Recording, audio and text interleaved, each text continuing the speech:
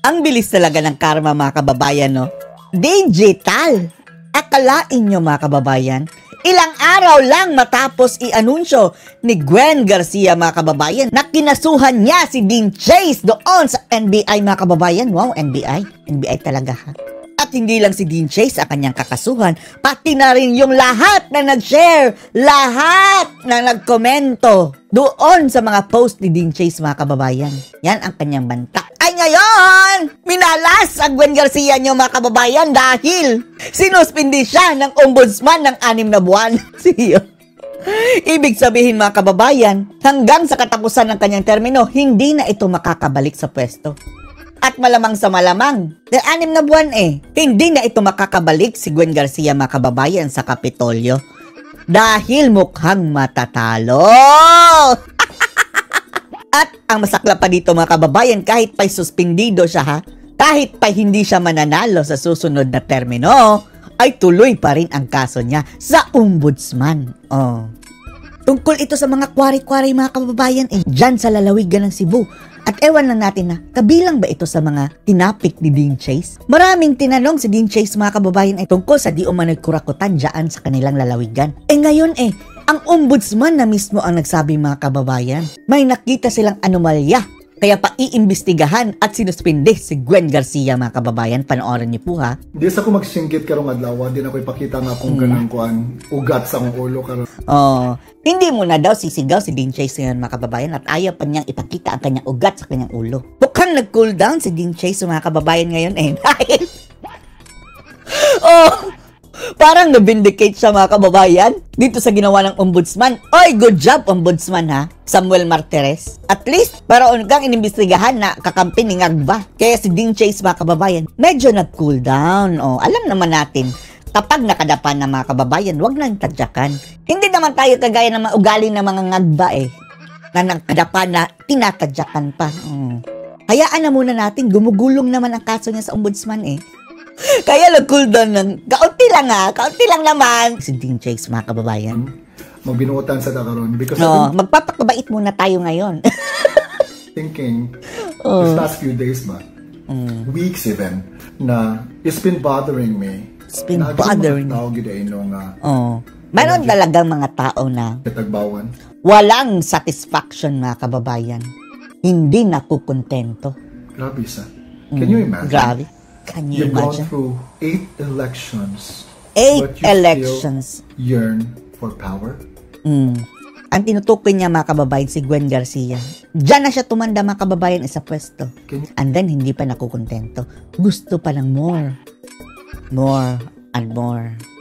Can you imagine? Can you imagine? Won't even play clean. You will do everything in your power to stay in power. In power. And what's mind-boggling about it is that you no longer even see the wrong things that you're doing.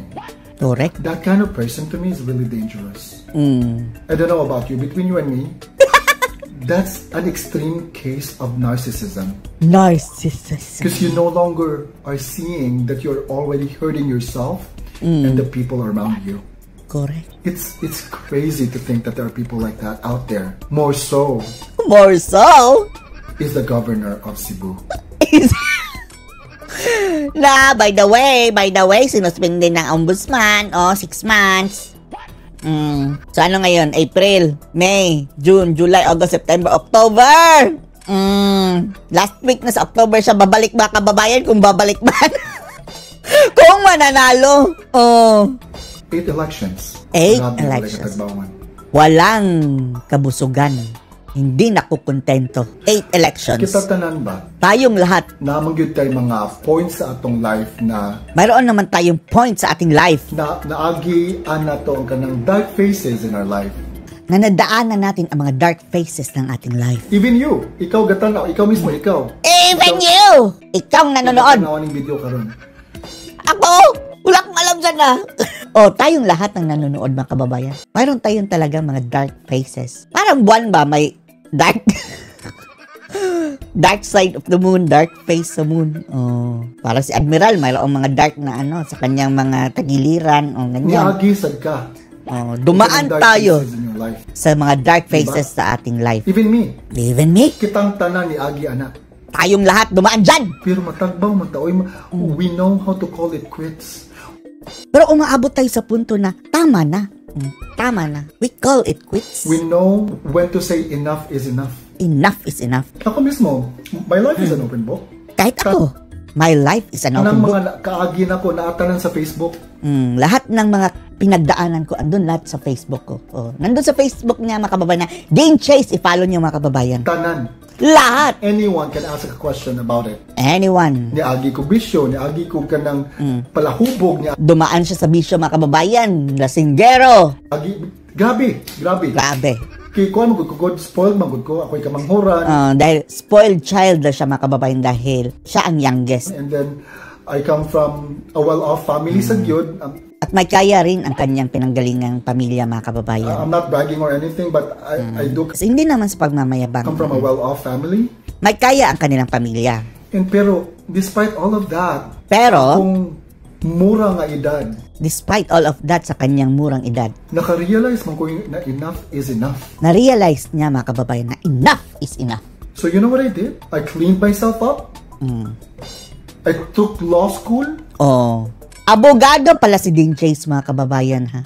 Abogado sa isang malaking bangko, mga kababayan, sa Jomerica. Amerika, mga kababayan. And I am now working at one of the biggest banks in the state of California. Siguro Chase na bank. Dahil Dean Chase, eh. Malamang. Because I know how to say enough is enough. Kahit dumaan pa siya sa mga bisyo, mga kababayan, naglasing-lasingan noon. At least naging abogado. At malayo ang narating, mga kababayan.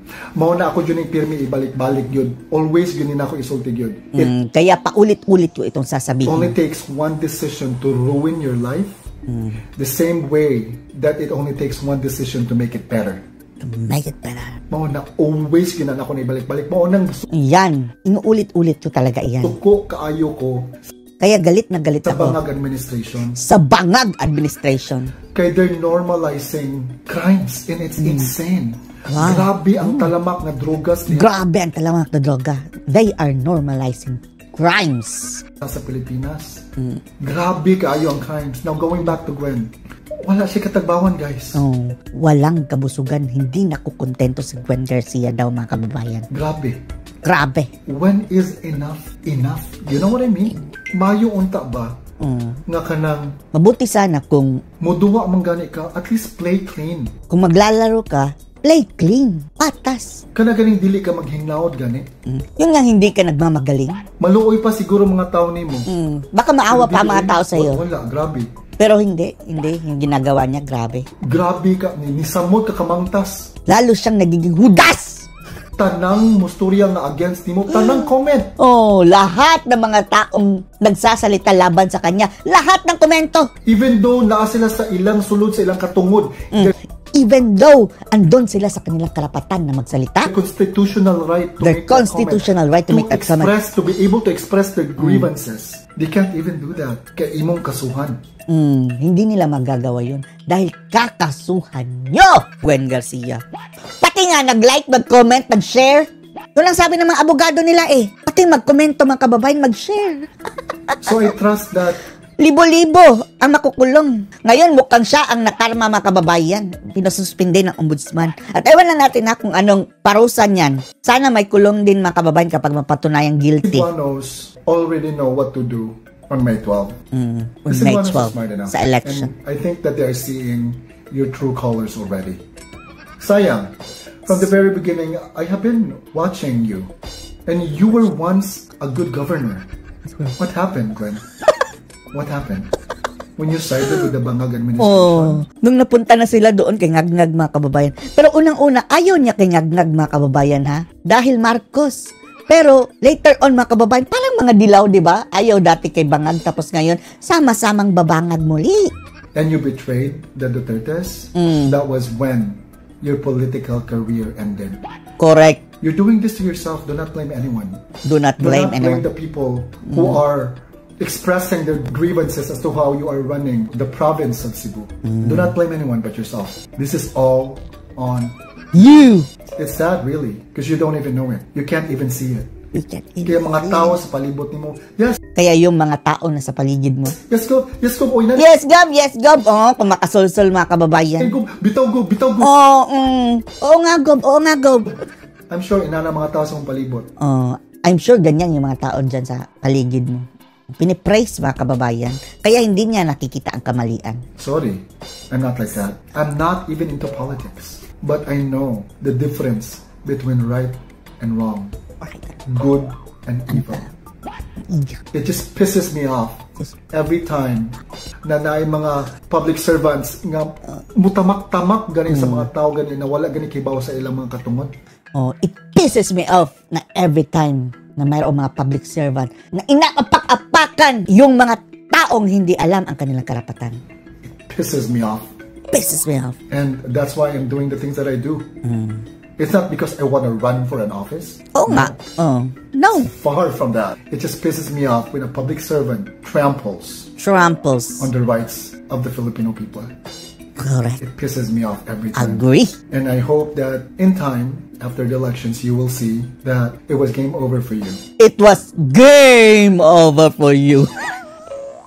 Bye-bye. Babu. When you sided with the Bangag When administration. you sided with the Bangag administration. It's sad, but it is what it is. You made your decision. It is what it is. I trust that the Cebuanos are already smart enough. They know They know. and are seeing your true colors already. True And I hope colors. you too. Goodbye! So anong masasabi niyo dito mga kababayan? Post your comments below.